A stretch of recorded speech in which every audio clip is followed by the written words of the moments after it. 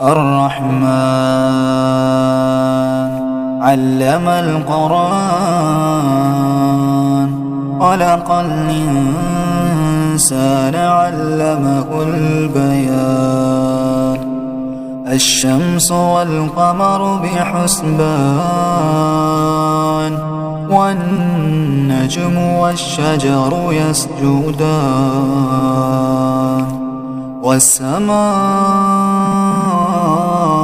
رفعها ووضع الميزان ألا تطغوا في الميزان وأقيموا الوزن بالقسط ولا تخسروا الميزان والأرض وضعها للأنام فيها فاكهة والنخل ذات الأكمام والحب ذو العصف والريحان فبأي آلاء ربكما تكذبان خلق الإنسان من صلصال كالفخار وخلق الجان من مارج من نار فبأي آلاء ربكما تكذبان رب المشرقين ورب المغربين فبأي آلاء ربكما تكذبان مرج البحرين يلتقيان بينهما برزخ لا يبغيان فبأي آلاء ربكما تكذبان يخرج منهما اللؤلؤ والمرجان فبأي آلاء ربكما تكذبان وله الجوار المنشآت في البحر كالأعلام فبأي آلاء ربكما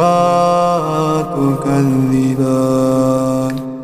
كل من عليها فان كل من عليها فان كل من عليها فان ويبقى وجه ربك ذو الجلال والإكرام فبأي آلاء ربكما تكذبان يسأله من في السماوات والأرض كل يوم هو في شأن فبأي آلاء ربكما تكذبان سنفرغ لكم أيها الثقلان فبأي آلاء ربكما تكذبان يا معشر الجن والإنس إن استطعتم أن تنفذوا من أقطار السماوات والأرض فانفذوا لا تنفذون إلا بسلطان فبأي آلاء ربكما تكذبان يرسل عليكما شواظ من نار ونحاس فلا تنتصران فبأي آلاء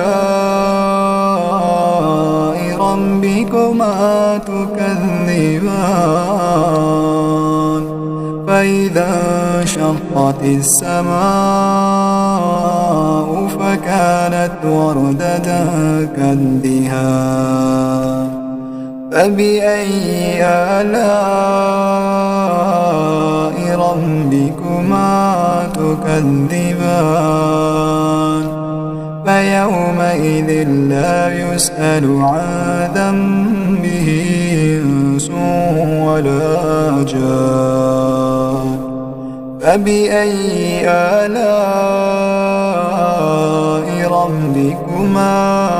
تكذبان يعرف المجرمون بسيماهم فيؤخذ بالنواصي والأقدام فبأي آلاء ربكما تكذبان هذه جهنم التي يكذب بها المجرمون يطوفون بينها وبين حميم آن فبأي آلاء ربكما تكذبان ولمن خاف مقام ربه جنتان ولمن خاف مقام ربه جنتان فبأي آلاء ربكما تكذبان ذواتا أفنان فبأي آلاء ربكما تكذبان فيهما عينان تجريان فبأي آلاء ربكما تكذبان متكئين على فرش بطائنها من استبرق وجنى الجنتين دان فبأي آلاء ربكما تكذبان فيهن قاصرات الطرف لم يطمثهن إنس قبلهم ولا جان فبأي آلاء ربكما تكذبان كأنهن الياقوت والمرجان فبأي آلاء ربكما تكذبان هل جزاء الإحسان إلا الإحسان فبأي آلاء ربكما تكذبان ومن دونهما جنتان فبأي آلاء ربكما تكذبان مدهامتان فبأي آلاء ربكما تكذبان فيهما عينان نضاختان فبأي آلاء ربكما تكذبان فيهما فاكهة ونخل ورمان فبأي آلاء ربكما تكذبان فيهن خيرات حسان فبأي آلاء ربكما تكذبان حور مقصورات في الخيام فبأي آلاء ربكما تكذبان لم يطمثهن إنس قبلهم ولا جان فبأي آلاء ربكما تكذبان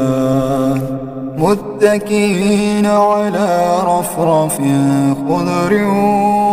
وعبقري حسان فبأي آلاء ربكما تكذبان تبارك اسم ربك ذي الجلال والإكرام